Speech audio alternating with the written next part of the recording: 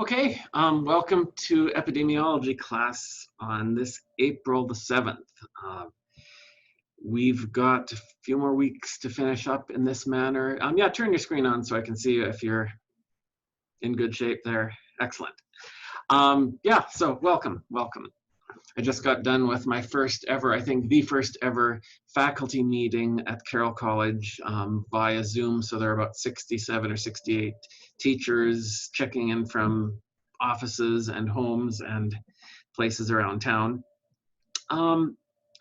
Today, I want to just talk a little bit about where we are as we move towards the end of the semester, remind us of what needs to be done and what's upcoming. I've got a couple grades to put in the grade book as well, and hope to get to that soon. The Salmonella assignment that we did, and then also the no, I guess that's the main one, yeah. So let me just mention a few things. I'm going to pull up the course syllabus and share that with you.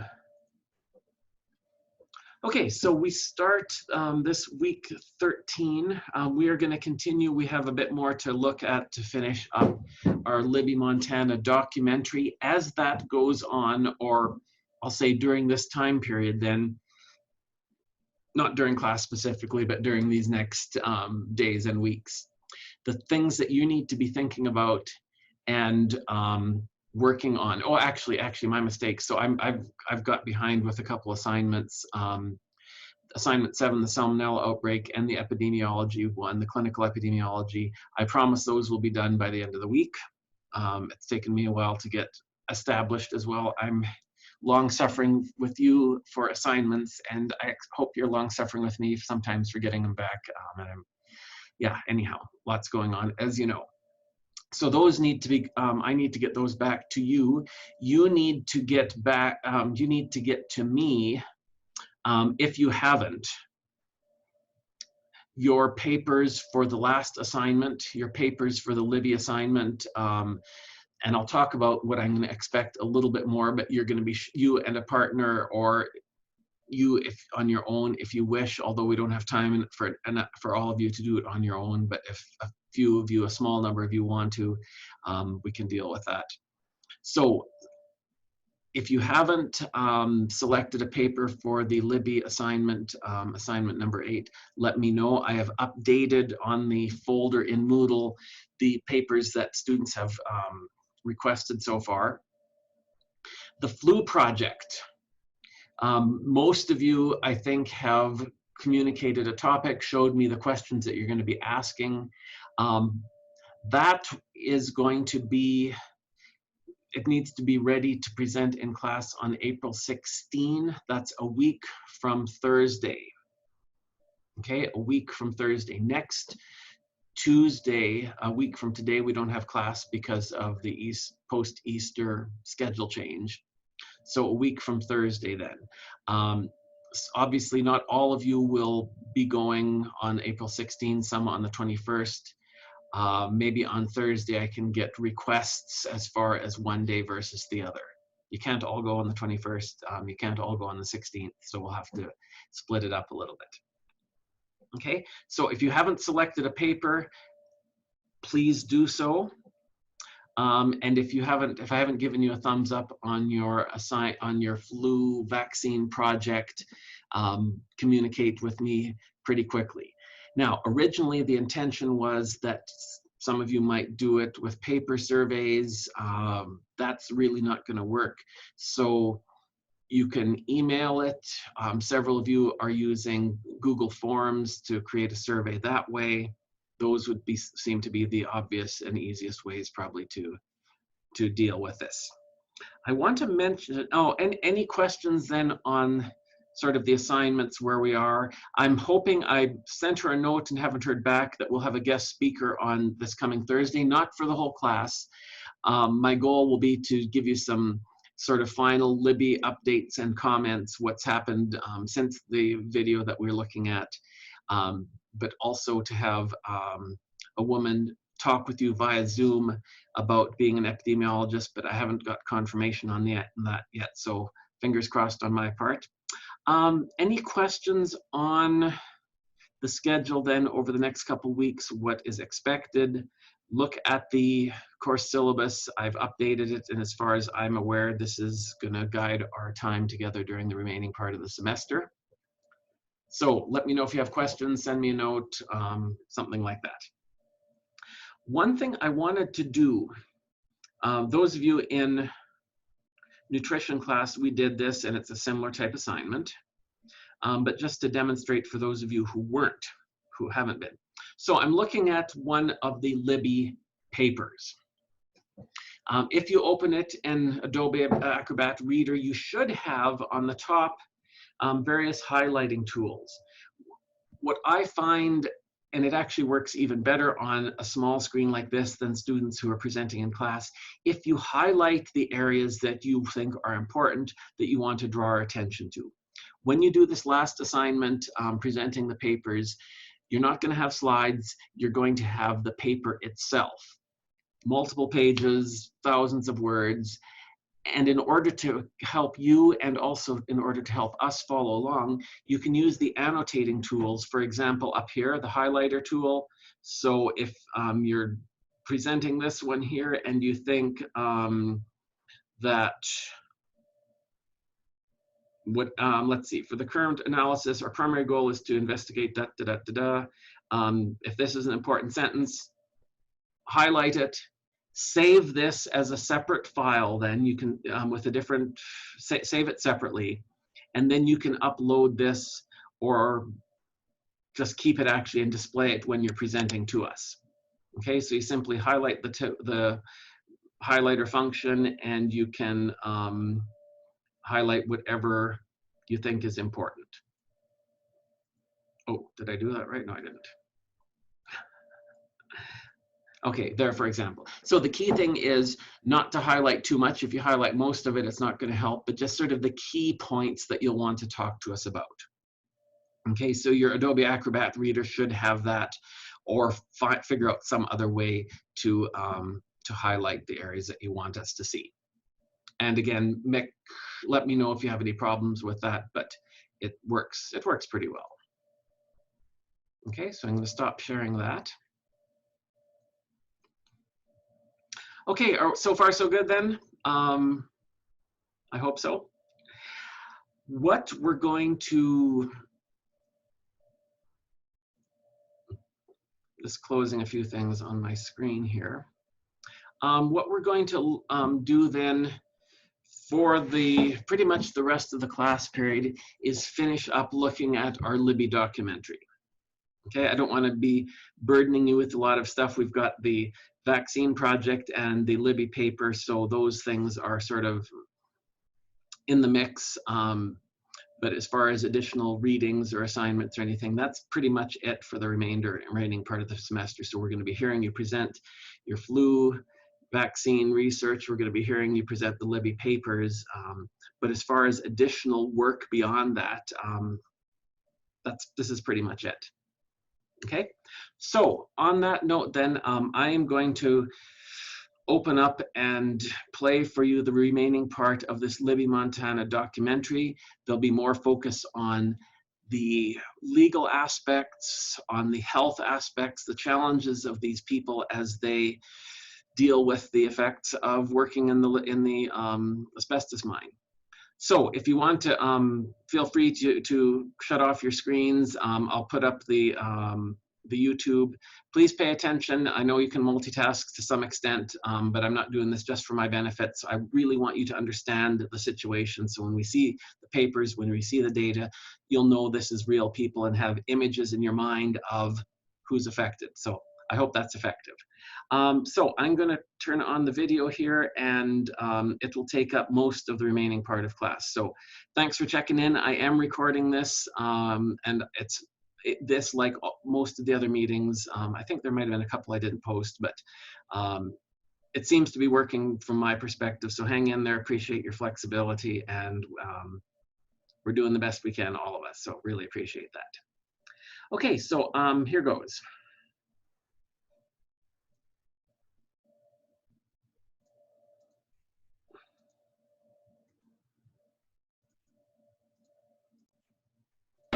You shouldn't have to tell an employee that they shouldn't put their fingers on a piece of red hot iron either. And we never told them that.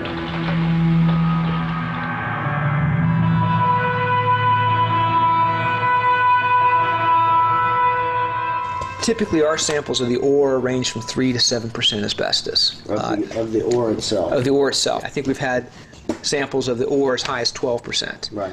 But 3 to 7 is typical. That's pretty typical with what people have reported historically, except for W.R. Grace. Their data is always, funny, an order of magnitude lower.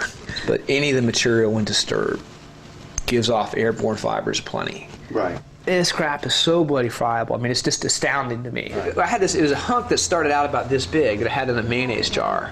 And it was of the pure amphibole vein. Yeah. And you could, yeah, and watch that. That stuff's not all that intact, so. Yeah. Bloody geologists. Yeah, I mean, you know, we do the taste test. I know. That's right.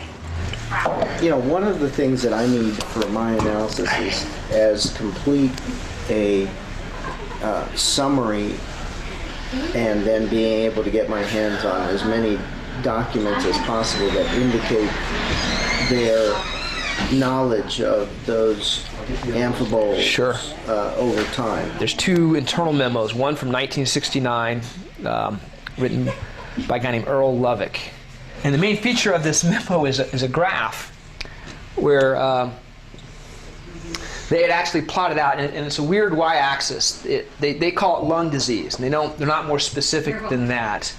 And then they have years of employment.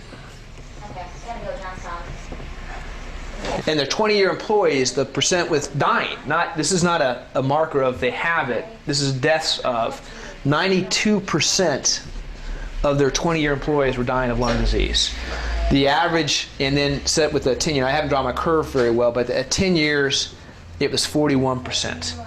So on average, 41% of the Libby workers are dying from asbestosis, mesothelioma, and they knew that in '69. And does that appear to be a memo from you to Mr. Kelly dated January 2, 1965? Yes, sir. The next page, do you see a listing of normal chests and abnormal chests? Yes, sir. Do you see Alan Boothman? Yes, sir. Did he die of lung disease? I don't recall what he died from. He died. I know that, but I don't recall what his cause of death was. The next one, Robert Kohenauer, did he die of lung disease? Yes, sir. Jack Garrison, did he die of lung disease? Yes, sir. Ernie Hamilton, did he die of lung disease? Yes, sir, I believe so. Louis Hoppy, did he die of lung disease? No, he drowned. And Michael McNair, did he die of mesothelioma? Yes, sir. And Lloyd Miller, did he die of lung disease? Yes, sir. Richard Rayome, did he die of lung disease? Yes, sir. Stuart Risley, did he die of lung disease? I don't know. Harold Shrewsbury, did he die of lung disease? I don't know. And L.D. Welch, that would be Lilas Welch, did he die of lung disease? Well, it was certainly a contributing factor. At this point in 1965, was any information given to these employees that inhaling asbestos dust could be dangerous and hazardous to their health? Well, you have asked this question before today, and specifically, I don't know that we gave any specific information on the hazardness of asbestos or whatever, but there's every reason to think that these employees were aware of it. At that time, they had people dying from it, and it was either he drank too much, he smoked too much, he didn't take care of himself too much. It never was anything mentioned about the dust killing him. I think I was still kind of numb about this thing. Well, then I took Narita and 3 of our kids to White House and found out that they have it too. My wife has it, my oldest daughter, and my oldest son. And just lately we found out that our youngest one, 32 years old, has got it. We were in the lawyers talking to him, and he heard Mother cough. And he said, have you been checked lately? And I said, well, I just got her out of the hospital with pneumonia. And he asked her to sign her medical records to give him permission to look at them. And it was just a few weeks later, after he got the medical records, he called up my mother and he said, you have asbestosis. Smile. Smile. Say cheese. Come on, Christopher, be happy. Cheese. Cheese again. One more time. But at that point, Mom was like you or I. You'd look at her, you couldn't see where she was sick. If she got to moving very fast, she'd cough a lot. She had pneumonia every year. But we didn't know anything about the disease. I went to the library to try to find out about the disease. There was nothing there. By 1988, Mom ended up on oxygen. Actually, she just started going downhill. The disease will go slowly to a certain point, and in some people, suddenly it'll accelerate, and there's nothing you can do to stop it. Okay, what would you prefer that I called you? Margaret. Margaret. Oh, okay, Margaret. She went into the hospital in February 1995 with pneumonia, and this could occur in a matter of hours. In the morning she'd be fine, maybe feel a little bad, and by noon, her lungs would be starting to fill up on her. I mean, it was terrible. We were given a choice of putting her in a care center or taking her home, and it always, as being a friend, Mother and I were friends, we'd always had this agreement that one would not put the other in the care center until they lost their mind or messed their pants. Well, Mother still had her mind and she wasn't in a diaper, so I had to hold up my end of the bargain.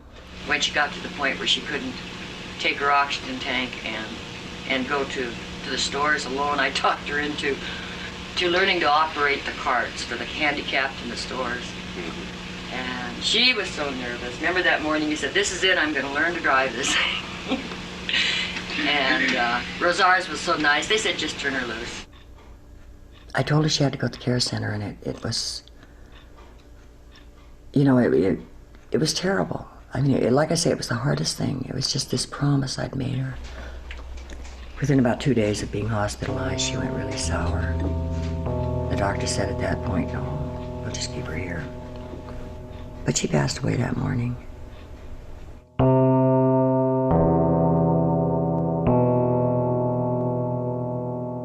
The particular characteristics of this asbestos are that one of the chief ones is that they're biopersistent. That is, once you breathe them into the air sacs and they move to that lining, they're there. And we, as far as we know, they stay there for life. If you look at this particular patient who has advanced asbestos-related disease, there's a significant line of white inside here. It's clearly the thickening of the lining of the lung. And if you look at this lung and look at the height of it, okay, and this is in a healthy lung right here. And then you look at this gentleman who's equally as tall as I am, who has just lived in Libby and is now at the later stages of his disease. You can see the height of the lung from the diaphragm up, and you can see the significant difference in the height of the lungs. So here's a gentleman that probably has less than half of his lung function. Clearly there are people now with non-occupational exposures that have progressive lung disease, and I doubt they're going to enjoy normal lives. I think that their disease is progressing at a rate that's going to significantly limit them.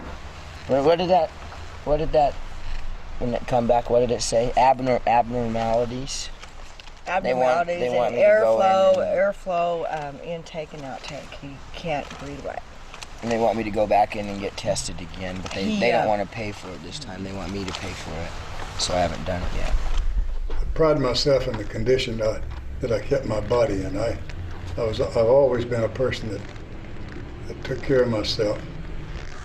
And my sons and I used to go up camping up in the cabinets. Every summer, all weekend long, we'd leave Friday and come back Sunday. We'd hike all across the cabinets all summer long. You ask me what I can do? Well, I can't even take a 5-pound pack of garbage to the dumpster out here 150 feet away. It's quite a change from what I used to be. Does this appear to be a memo from Mr. Schneider to Mr. Vining? Yes. And Mr. Vining was an executive further up in the company? He was the president of the division. Okay, and this memo says personal and confidential. Did you maintain that as confidential? Yes, sir. It says the inclination of public agencies to protect the worker at any expense, usually the employers, in parentheses, seems to be a firmly entrenched political phenomenon which should be of considerable concern to us. It states our recent experience at Libby, viewed in light of this public policy, may create for us a significant financial liability. And what was your understanding when you received this as to what the substantial financial liability might be related to? I don't know that I had an understanding. Kind of ironic, but the same people that were telling me and all the other employees that this wasn't any more harmful to you than farm dust was standing right beside you, working 8 hours a day just like you were, breathing the same air as you were. Now, didn't those people think that it was going to kill them? When did you stop smoking? I believe it was 1971 or 1972. And why did you do that? I had chest surgery. And what kind of chest surgery was it? I had pleural plaque removed. Was it your understanding that this pleural plaque that you had removed was probably caused by asbestos exposure? Yes, sir. Attention all personnel. Attention all personnel. Mill operations officially shut down. Well, it's been nice working for you. It's been great working here, too. Hate to see it happen this way. I guess. What year did W.R. Grace close in Libby? 1990. And why was that?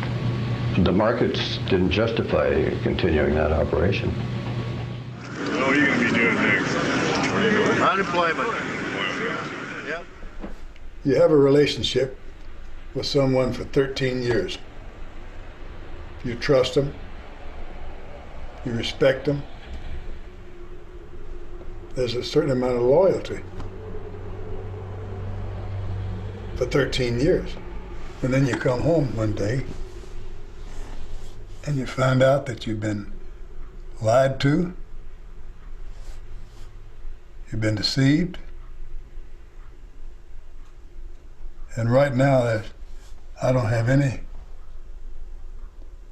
loyalty at all. And I certainly have no respect for W.R. Grace. Did you feel a moral obligation to the employees, generally? Yes, sir. Did you feel a moral obligation to notify the workers that asbestos dust is toxic?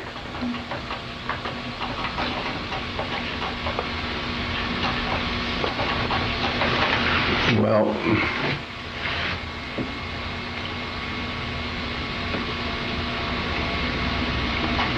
we certainly felt that we had a moral obligation to make as safe a working environment as was possible. Did you feel a moral obligation to notify the workers that there was a serious health hazard at the workplace? Well, I would say that yes, we would have an obligation.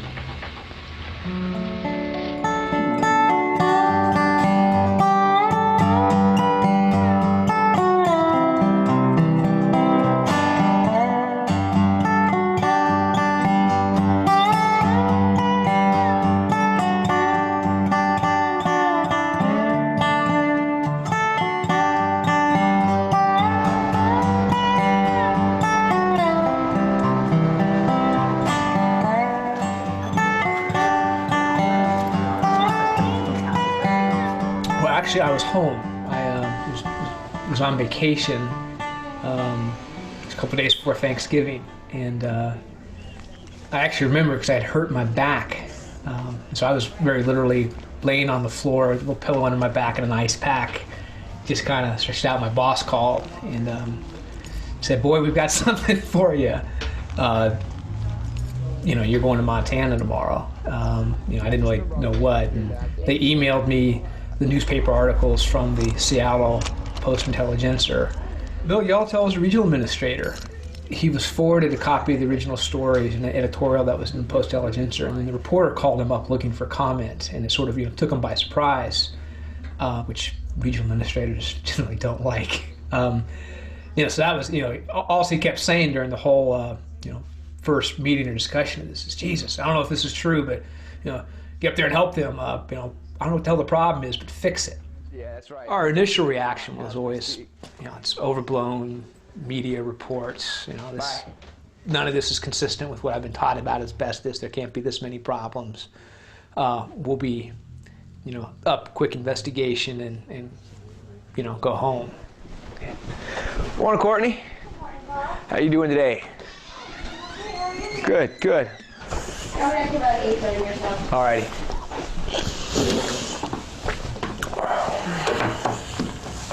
Yeah, Judy, this is Paul Perinard with the EPA. Is Dennis Green?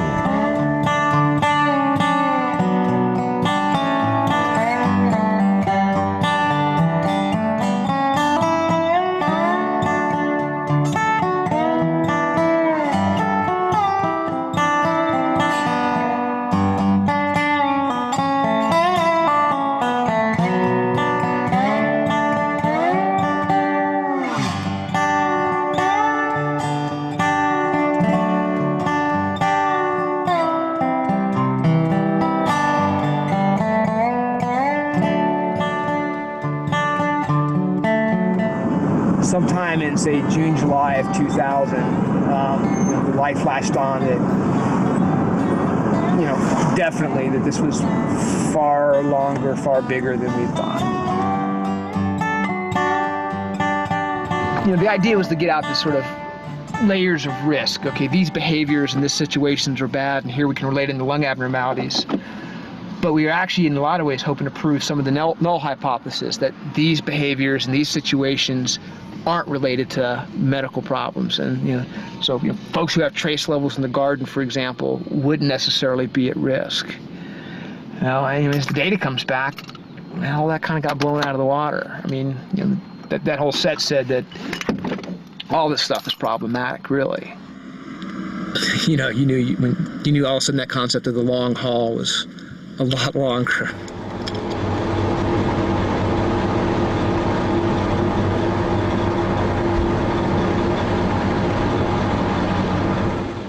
In terms of the number of people who are sick or have measurable signs of being exposed and harmed by this material, this place is unprecedented.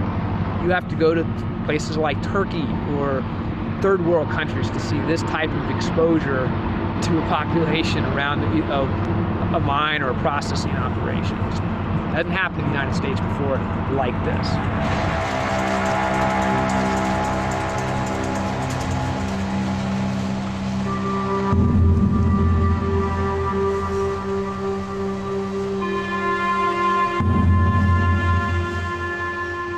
Our only paper existed about the use of the tailings here was about the high school track, but we actually talked to an employee of the school system who was around in the 1970s when they did this.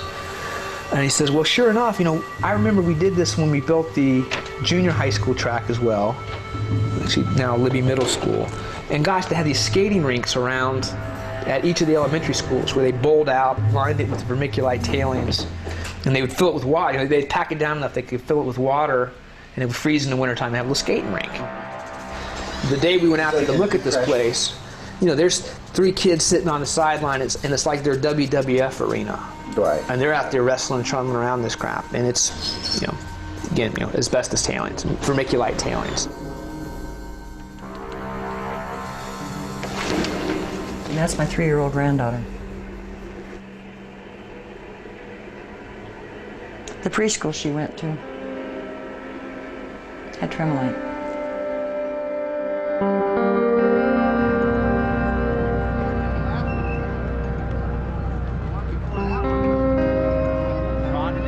So when you get to our overall theory of cleanup up here, it's actually fairly simple. Vermiculite-containing products have lots of asbestos, or at least they produce lots of airborne fibers.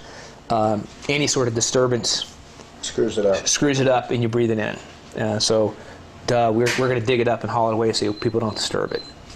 problem is that almost everybody and his mom got a hold of this stuff. All of a sudden, a lot of the waste products and ore and other materials that were coming off the mine, which all contaminated with asbestos, were used at all sorts of locations around town for all sorts of uses. And all of a sudden, this stuff is somewhat ubiquitous to living up here.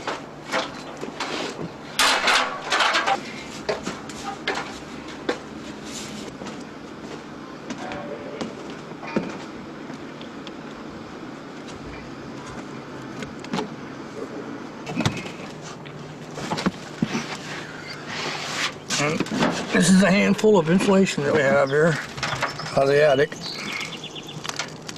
And the house is full of it, the yard's full of it, the whole town's full of it.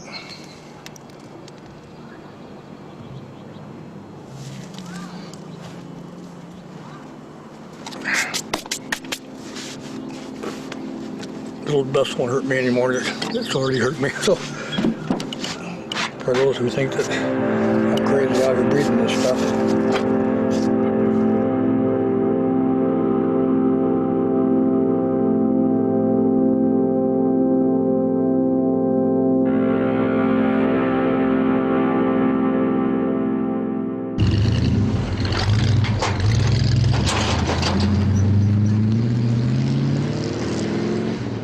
Many things throughout the ages go on behind closed doors that people either never hear about or they hear about long after the fact. One good example, LBJ picking his dogs up by the ears. We don't even need to discuss Nixon, so much of that came out. We and NIOSH did an investigation at an O.M. Scott plant in 1978 that took Libby ore. And again, among O.M. Scott, I've forgotten what the numbers were, but they had, elevated, bloody pleural effusions, different, levels of marking and disease associated with this expansion operation elsewhere. And was that ever communicated back to Grace? You bet. I got a call from a Dr. Banks in Washington, D.C., and he was with a program called NASHA. Now, I don't know what those words mean, but anyway, it's a government agency. Scott's was our biggest customer. And at this night, about 1980, Scott's was beginning to have some problems with employees dying of cancer. So they began to trace the product back that was carrying the asbestos, and of course, they wound up here at Libby, Montana. And Dr. Banks called me, and being president of the local, he asked would my local be able to work with them on an inspection tour or classification to see what the working conditions and the exposure was in our working area. And I said, sure. And then he began to get some correspondence from W.R. Grace, telling his boss that they didn't think it was necessary for a study to be done here in Libby, and if they didn't back off and cancel the scheduled inspection tour here, that they would use their influence in Washington, D.C. Now that might not mean much to you now, but in 1980 it meant a hell of a lot to us, because when I read that letter, Peter Grace had just been appointed by Ronald Reagan to head up the Grace Commission on downsizing the government. So he was interested in downsizing all forms of government, and the influence that they were going to use in Washington, D.C. was sitting at the right hand of Ronald Reagan. I am pleased to present to you, Mr. President, with the private sector survey's summary report. And with your weightlifting, that is not too heavy, but otherwise... And so we knew that this project was dead in the woods. This Dr. Banks didn't know it. He found out about 2 months later. Thank you. Thank you. The reports of the Grace Commission are remarkable documents. They dare us to think the unthinkable, and they urge us to do the undoable. The Grace Commission has confronted the issues that so many government officials, academic experts, and professional consultants have ignored. This commission has given us a warning for the future. But you have also presented us with a program for action, a blueprint that can make government responsive to the needs of the less fortunate while lifting the economic burden already carried by millions of Americans who are overtaxed and overregulated by government. You know, there's some people who are going to be sick and exposed. I mean, we couldn't have done anything about that. But at that point in time, you know, we could have sort of taken the steps to do the things that we're doing today. And, you know, 20 years would have made a big difference in the number of people who are sick or impacted and the price that the communities had to pay sort of socially and economically. You know, I'm not happy that the agency didn't do something earlier. And I really wish that we would, as an agency, talk a little more candidly about the problems that we had here and how we are going to address them in the future. But I don't get to do much about that, so I'll go back to seeing what we can do for a cleanup here now. All right. Okay. God damn it, what did I just do with my priority? Well, John wants us to give him a call. All right, and then Duke and David are probably going to be on the phone so that we all get squared away all at once. Right. By God. By God, by golly. All right, so is everybody on? I'm back on. I didn't miss anything. Hey, so Steve, while we're on the phone, I had a voicemail message from Shekel saying he needed some write-up for the Senate hearings. You know, when I asked them 2 weeks ago what we needed to prepare for this hearing, it would have been nice if they would have raised this up then when I'm sitting in the office. Okay, that's really why you're allowed to say. Okay. Yes, sir. Thanks, guys. All right. What's going on back there in Denver? Fuck. What are they scrambling for? I work for the friggin' government, and they're a bunch of stupid people. That's not true. Hey, how many homes can you get done, and how long can you run with the rest of the money? 55 homes, and the other projects that we got going. When will your money run out? Fucking last week.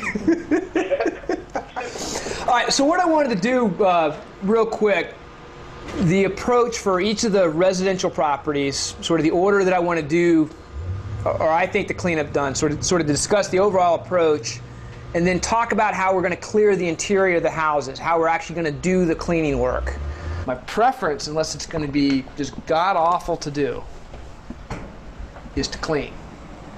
All right, we got, 55 priority homes for this year in addition to the other removal work, and eventually 800 bloody houses. What I'm worried about is there's asbestos dust back inside this friggin' house. I want to have some reasonable scenario that stirs it up to see if people will be breathing it when we leave. It's actually going to be quicker to blast through the house, set the hogs up, and do that. That'll be quicker. You don't think we're going to pass? I don't think we're going to go to zero. The zero fiber thing might be, we can test it out. Dan, I know. So you're not as scared of this stuff as I am. I just don't know how. No, I'm not I don't have scared of it. I don't necessarily. I am scared of it. I shouldn't say that. I am very scared of it.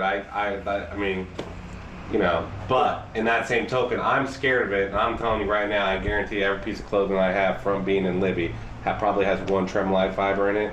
I'm not going to go, Paul, you owe me a new set of jeans because of that. You get asbestosis, you're suing my ass later, though, aren't you? By the time we do the first 5 or 6 houses, we figure out if I'm full of shit or not. Since we know you are full of it, Yes, sir. I need an estimate from you and Mr. Christensen there about what are your FY03 needs for both removal and remedial. Basically what we need to know is what you could spend next year, because Marianne needs to be prepared to tell Congress, I want X amount, and you guys have 30 seconds to give me a budget. Tell you.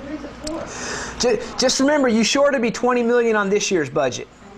My actual budget request for getting through here was $44 million, and they gave me 24. So right off the bat, I say I want 20. And then plus, so you think 33? Give me a slide number. You see how this works, right? That 3 includes 2 years worth of the removal handoff, zone light removal, and everything.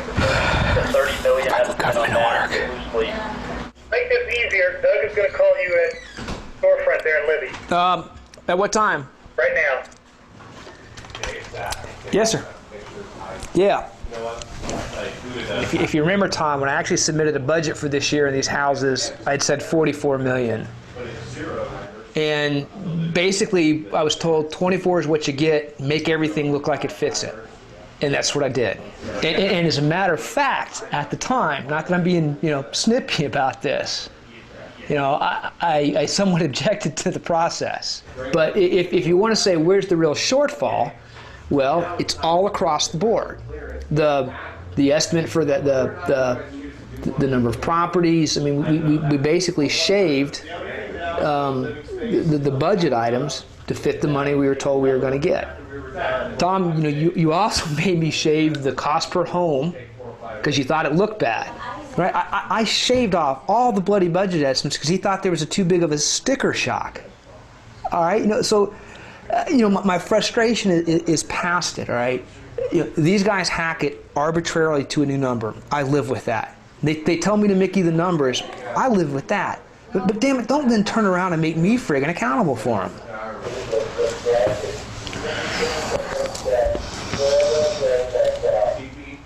And you take that stuff all out and you have someone come to replace it.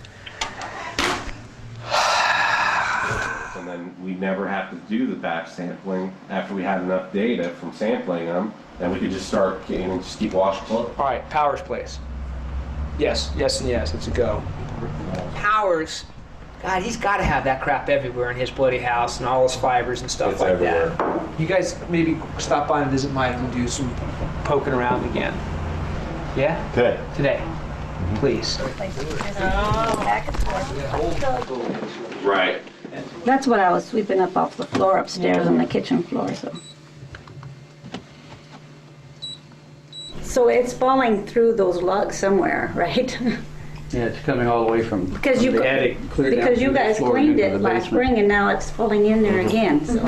You ever see a cat that shakes hands? No. But Purple, you shake? do it now. Shake. Shake. Good. Would you like to see him sing? All right. I would too.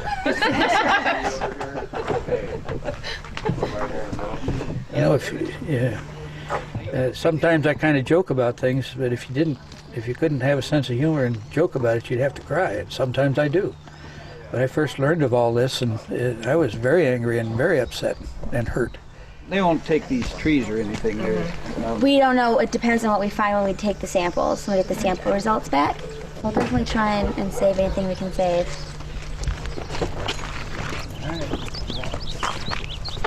Wow. Nice stuff. Let me get behind you. Sure.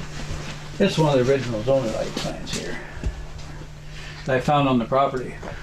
Well, the good thing about a lot of this stuff is all metal. And that's really the only thing that we can guarantee that we can get, perfectly clean.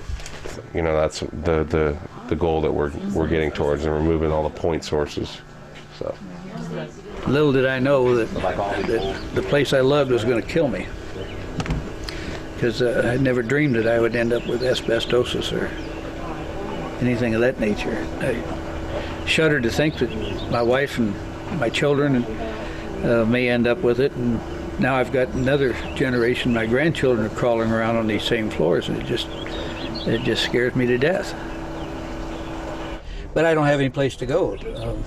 This is where we live. I can't afford to live in two places or to abandon this one.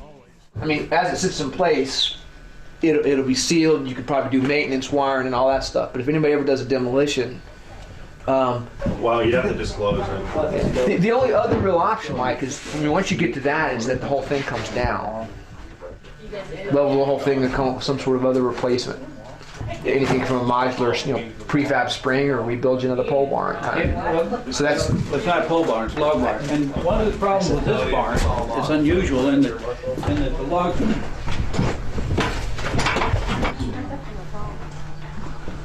My preference would be not to take this building down and look at it, because it's pretty unique structure in the history of the property here. Again, one more time, it leaves that issue that there's stuff left behind. You got an idea what you prefer, or you want to think about that for a while? Well, I like the building. I put a lot into it. Well, you brought the Farmer Powers. You like that? Any of you want like rhubarb? You can have all you want of that. So they make rhubarb pie, which I have to say I hate. Absolutely. Oh, it's the best stuff. They actually, if this crushed. That's what it is. All right. Rhubarb is A good stomach ache. Good for your stomach. Helps lower your cholesterol. Stands your hair straight on end. All right, so on that wild ass guess concept, Mike asked me how long, and I said at least 3 months. Oh, out here? Yeah. Yeah. On the cleanup side. Yeah. One of my immediate issues is the cattle, what to do with them. And We'll look into finding the spot. I've never actually had to pasture cattle before, so I have no idea how much that costs to put a cow out somewhere. well, it'd probably be about $40 a head per month, and 20 for the calves.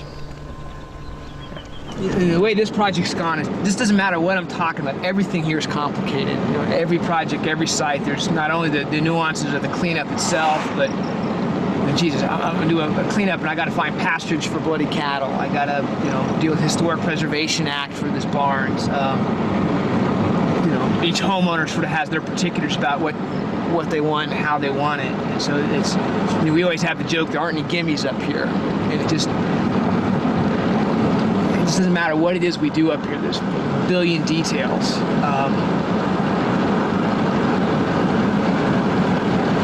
I guess if it was easy, the Boy Scouts would be doing it.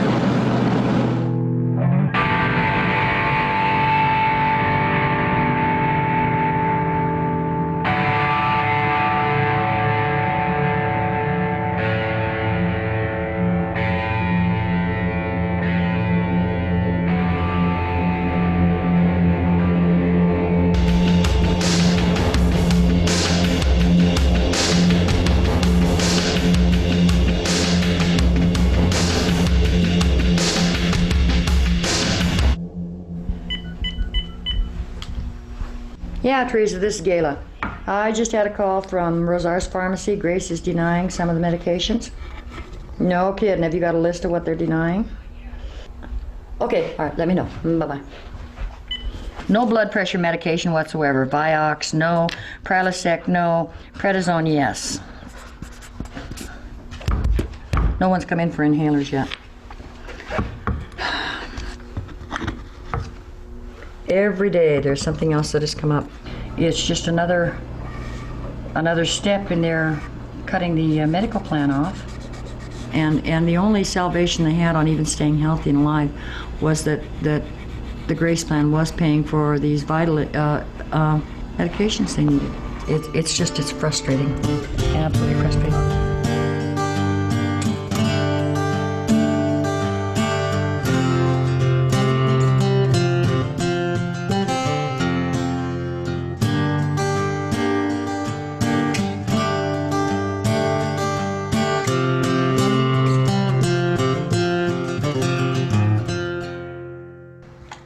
The only definitive thing to come out of the meeting with the EPA was nothing definitive. If there was any decision to come out of the 2 EPA meetings this week, it was no decision. The EPA is promoting the listing of the community and the mine site on the national priorities list, but it seems that they are not being heard. It seems like to me there's some sensationalism going on here, and some of these things are being blown out of proportion, and I'm just really trying to understand what the problem is. I'm hearing 7,000 air samples come back good. So I've never said I had 7,000 air samples come back good. Most of my air samples are monitoring in and around the perimeter or from people who are working on the sites. And I got to tell you, what they show me, a load of fibers around these sites. And we get a question, is it safe to travel in Libby? Well, yeah, as long as you're not hucking around one of these sites. We may be able to do this without becoming an NPL site. And I think that's the option that we have to look at. The reason I brought up the issues of Superfund was trying to get at guaranteeing long-term funding and sort of the guarantee that this will get seen through to the end. At our last CAG meeting, when we had a representative from the EPA discussing the Superfund, he brought up one more item that would keep us from becoming a Superfund site. And he said if somebody was willing to volunteer to do the cleanup, and that would be W.R. Grace. Is W.R. Grace, is that what I hear that you're volunteering to do the cleanup? Paul is still in the middle of his investigation. He is still trying to find out where there are problems. We've identified the export, we've identified the screen plant. There's the issue with the tracks and things like that. Let him do his work. Let him identify where the problems are. This has gotten completely off track of what needs to be done. We have people on our side that rub people wrong. They got people on their side that rub people wrong. We've gotten perpendicular to each other. We got to get back parallel. Alan, I disagree. We went to Grace with the cleanup problem, and you told us what you're going to do on our property. And we weighed out what you're going to do, and we weighed out what Paul was going to do. Night and day difference. You told us we didn't like it.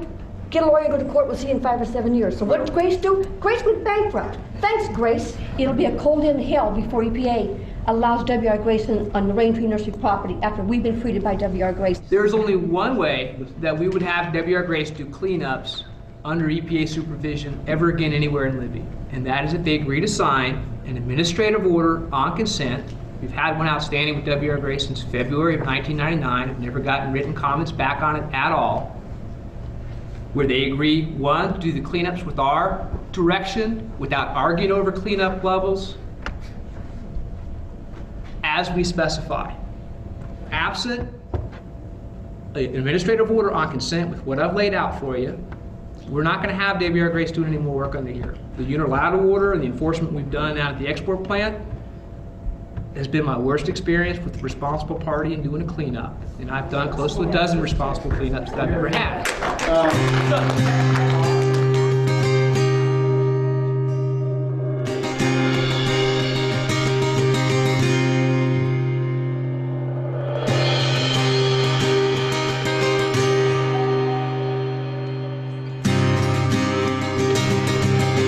I think Governor Martz, I don't think that she has been, very helpful. We had been trying to get her to come to Libby and meet with the advisory group, meet with people in Libby, meet with the victims, meet with business community, meet with anybody that wanted to meet with her to try to figure out what we wanted, what Libby needed to do. That never happened, that never happened, that never happened. And finally, she had that meeting with W.R. Grace and started coming out of there just dragging her feet just like they have. There's a couple ways that you can deal with those people, and you can ask them politely, which she was asked politely to come to Libby. The community advisory group sent her a letter. And then you can embarrass them. I went on the internet and got a map from Helena to Libby. And I sent a letter along with it. And the letter says, apparently, following the recent instructions you received from W.R. Grace officials, they forgot to give the self-described industry lapdog traveling directions to Libby. And I said I have enclosed them for you. I waited about 3 days, and then I sent it out to newspapers in the state of Montana, and then it played in the newspapers about 2 or 3 days later, and all of a sudden she calls up or tells somebody she's coming to Libby.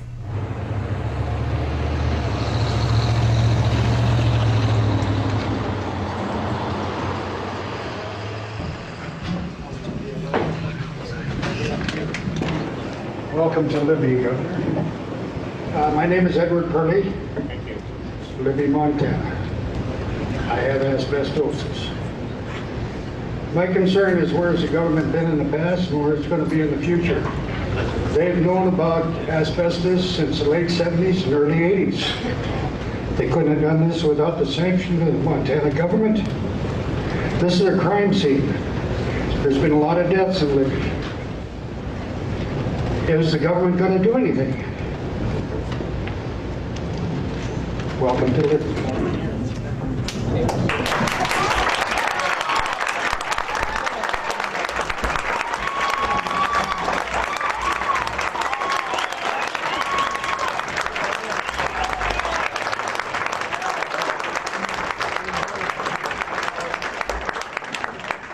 You have 3 minutes. Let's get to that. My name is Paul Carter. My wife tells me I live at the Super 8 down the street here. I'll be the first one to admit I'm not proud of the EPA's history up here. And we need to be watched and we need to be held accountable for our actions here today. And those folks have looked out at Leadville and some of the other larger Superfund sites and say, we don't want to be talking about this 15 years from now. And honest to God, I don't either. I'd like to come up with fishing sometime as opposed to working. So I'm with you on this. And what needs to be done is we need to systematically go through the town, property by property, say it's clean or it's not. If it's not, we clean it up and get the monkey off our back. And I think we're on the way to do that if we just keep the momentum we have going now. That's it.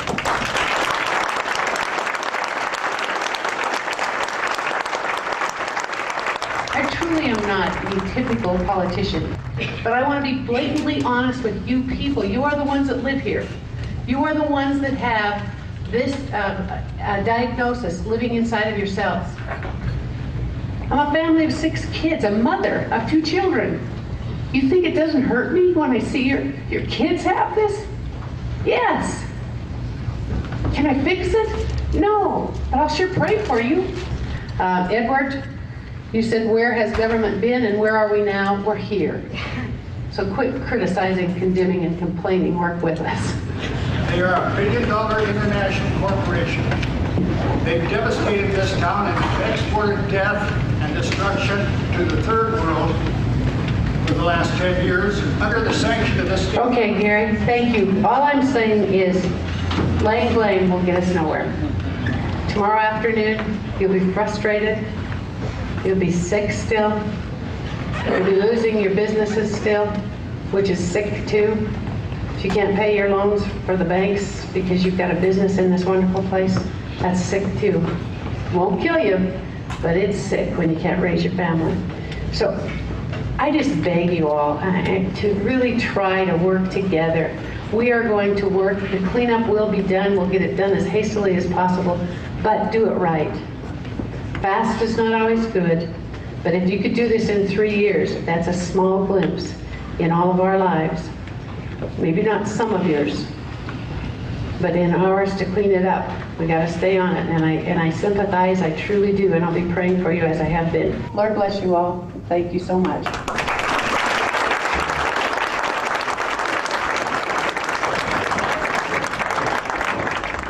But today I've seen some effects to the people and the businesses that are here. And so those things will weigh on me too. And I want to see the community grow and thrive. So there are several issues here, not just one. Great. I know you have to run. Yeah, thank you. I'm sorry, but thank you. Thank you. Really appreciate Thanks a lot for being here. It's nice to see you again. Good to see you. Yeah, Big Paul. So what do you think? We got a memo in front of Governor Whitman right now asking for to take out zone line insulation. What, are you on about the insulation? Yeah, okay. And we got a resistance inside on that. Yeah. They're worried about it opening the gates across the country, which frankly, maybe it's appropriate, maybe it's not, but they shouldn't stop us here. Okay. And that's my worry is that they're going to, Okay. Governor Whitman's coming out September 7th. 7th, that's right. And to me, it ought to be a good news visit as opposed to right. That's a good point. And that would be the one thing. That's a really good point. Yeah, tell me work on that. Yeah.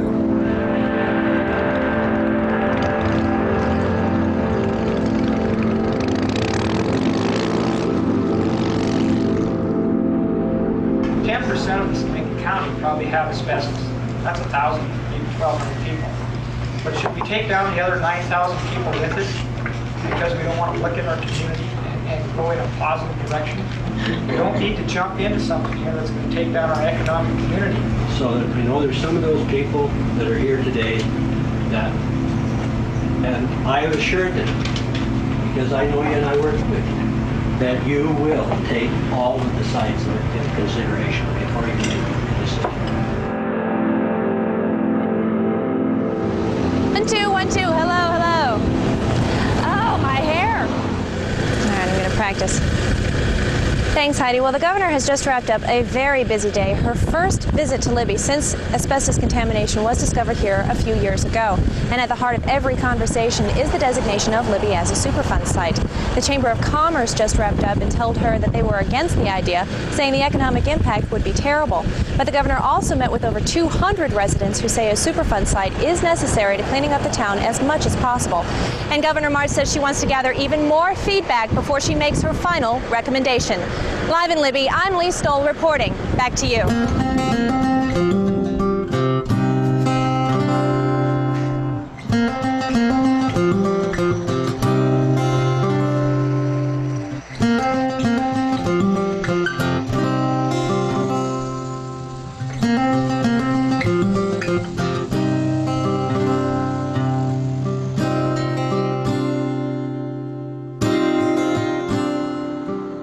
Tomorrow is the day when they have to be convinced that the EPA to do it. If That's we right. don't do it, And the governor's concerned about W.R. Grace paying for this. That's been her, they want W.R. Grace to pay for it. Well, the simple fact is, W.R. Grace is not going to pay for it. We couldn't hire enough. W.R. Grace to pay for Whatever good that's gonna do. Well, they'll bill. Yeah, but there's the bankruptcy they're going through now. I mean, let's face it. Well, they still got billions of dollars. Yeah, but it's a lot of that isn't that been diversified and this shipping business. They still have billions of dollars. Yeah, regardless of St. George, they're a dishonorable company. Yeah. They're a dishonorable company. I wouldn't trust them for a second.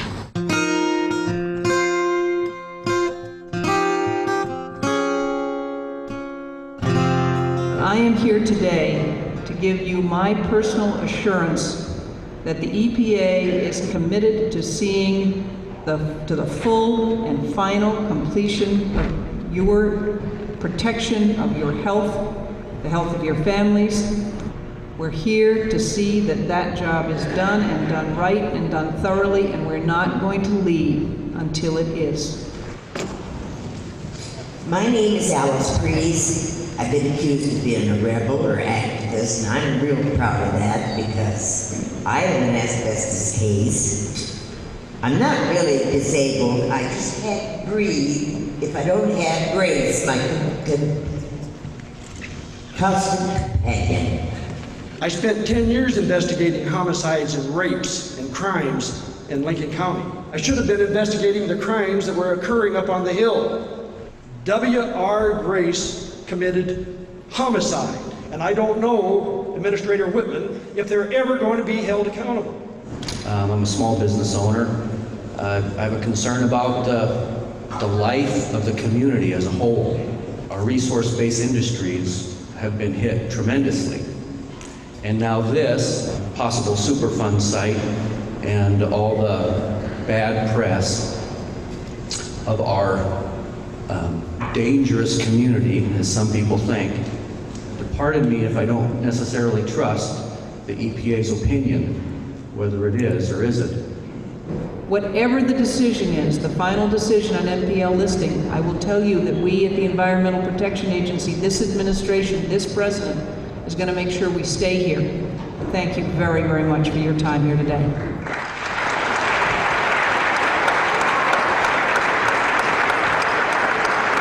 Thank you, Christy. It's exciting for us to have that opportunity to bring you, Christy, to Libby, Montana, to see firsthand the pain that the residents feel, knowing that President Bush felt the confidence in you to put you in that position, that we'll have an opportunity to move great strides to solve this problem.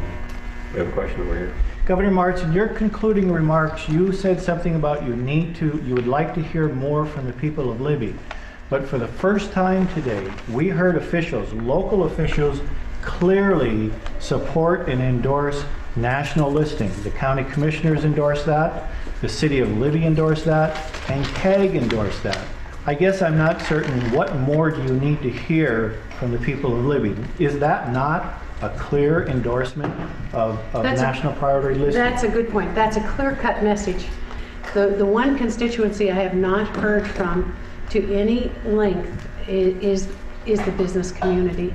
And I would just like to hear what their concerns are so we can get those questions answered. But I can't do it day after tomorrow because we don't know the facts.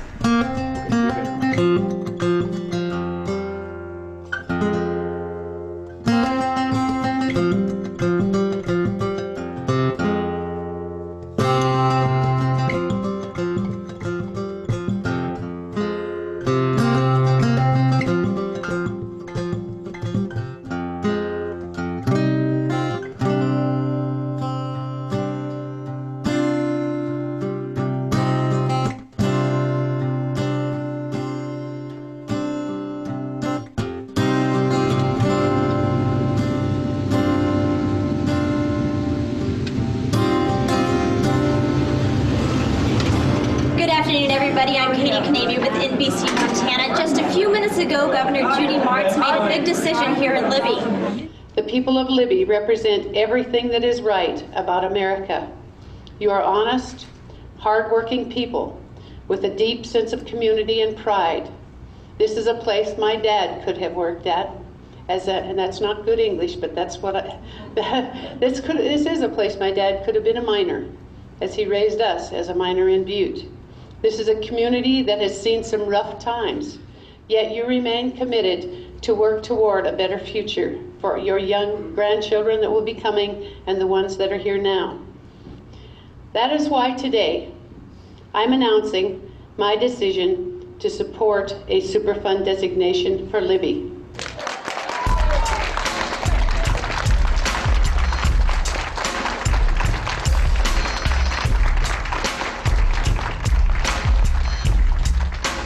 This is, Santa has arrived today. Santa has arrived. It's been a long time coming, and I think people maybe now can just kind of have a sigh of relief.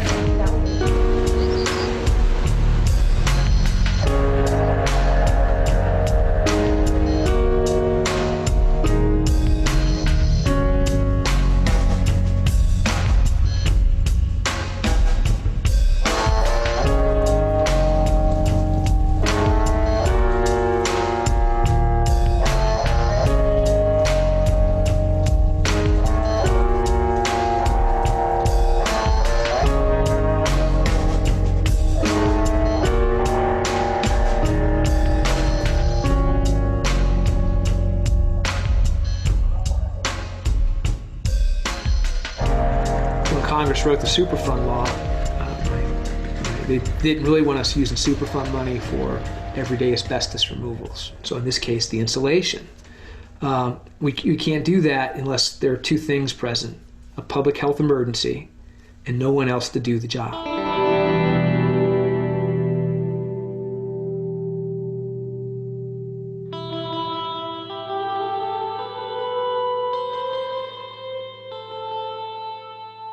Madam President, the asbestos-tainted insulation manufactured by the W.R. Grace Company was used in homes throughout the country for decades. The Environmental Protection Agency has estimated that as many as 35 million homes, schools, and businesses may still contain this insulation. An investigation by Pulitzer Prize-winning reporter Andrew Schneider found that last spring, while it was addressing the public health crisis in Libby, Montana, the EPA was preparing to tell the American people about the dangers of Zonalite insulation in millions of homes across the country. Which brings us to the question: if the EPA was planning to warn the American public about the dangers of Zonalite insulation, what stopped EPA from following through with its plan? The answers might lie not with the EPA, but with the White House Office of Management and Budget, OMB. And I quote, and this is from the OMB's lawyer, "Thank you for your efforts to alleviate my concerns. Here are just a few edits which are necessary to avoid the problems we discussed earlier. Please be sure to observe the deletion of the citation of Section 104A4. Close quote. What is Section 104A4? It is a clause in the Superfund law which enables the EPA to declare a public health emergency. And why did OMB tell the EPA to delete the citation to Section 104A4? Well, we don't know for sure. But if EPA had issued the public health emergency for Libby under Superfund, then the agency would have had to answer questions about asbestos-tainted insulation from every other homeowner in the entire country.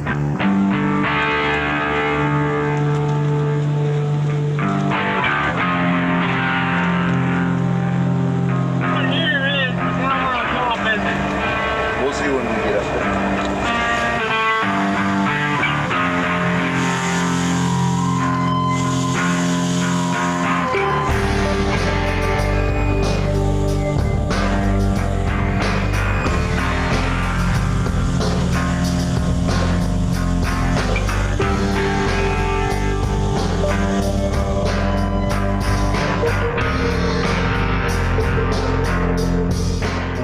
we've got some cleanup work to do. We know we have a large medical problem. This is not a place where the government's thought of fondly, especially the federal government in general. And so there's a lot of folks who are very skeptical about the work we do. First of all, about the need to do it. And second of all, about our ability, how efficient we are at getting it done. We're going to be open enough to really see how and why we've made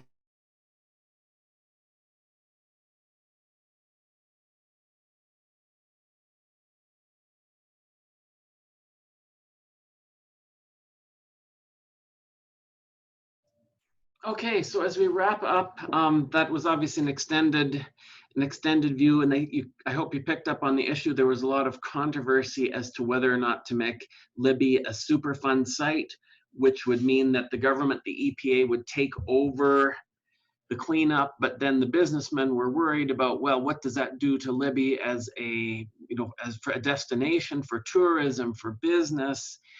So you've got the certain percentage of people who are affected, maybe 10%, I think the figure was made.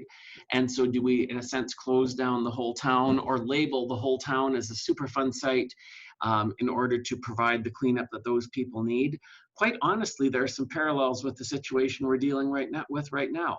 Do we close down the whole country? I was just talking with my father and reviewed the numbers. Yesterday, it was up around 10,000 or a bit over 10,000 people have died from COVID-19 related illnesses. Last flu season, 30,000 people died of flu related illnesses. Okay, so we're up to a third. A couple of years ago, 60,000 people died of flu related illnesses, and we've got 10,000. New York City, of the 10,000 people who have died in this country, around 4,000 are in New York. Many of those are in New York City.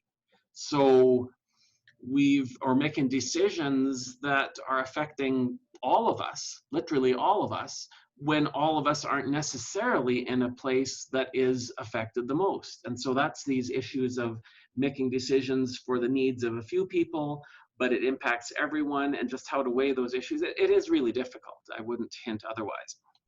So that's the majority of the Libby documentary.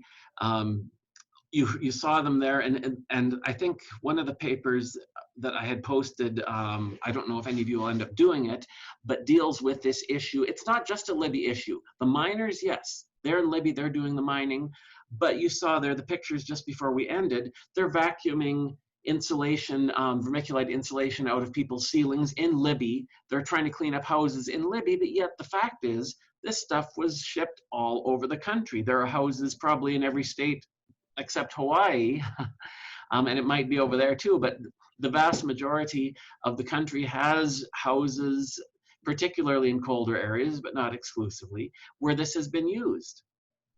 And you heard there at the end, Senator Patty Murray, who still is Washington senator, talking about some of the strategies the government used so that they wouldn't have to be responsible for cleaning up houses everywhere in the country. And so they're spending millions of dollars to clean up a few, some houses in Libby, and yet at the same time, this is an issue throughout the country where this insulation has been used. So huge challenges. You see the intersection of politics, of health, of economics, the money, coming together in this environmental epidemiology problem, this environmental health problem. And again, this illustrates, for me at least, why I find epidemiology so fascinating, because yes, there are the numbers, there is the data, but there's also political realities, economic realities, competing interests, which complicates it and makes it interesting. So on Thursday, we will reconvene. If you haven't, I'm repeating myself, if you haven't got my go-ahead for your questions for your flu vaccine project, do so. If you have my consent, or if I looked at them and said it looks good, I hope you're collecting your data. Remember, you're aiming for at least 30 people, 30 data points. If you haven't selected a Libby article for assignment 8, let me know. Do try to pair up with someone. There isn't time or enough articles for all of you to do it individually, but I realize it can be challenging to link up in this manner, but do the best that you can, and we will power through to the end. So that's all I have for you today. I will as I say, I hope we'll have a guest speaker on Thursday. I'm working on confirming that. I'll have a few updates on what's happened in Libby since the video. And if you have questions about any of the projects or anything, send me a note or bring those to class as well. So thank you. It's 3:30 and our class is over. Goodbye to all.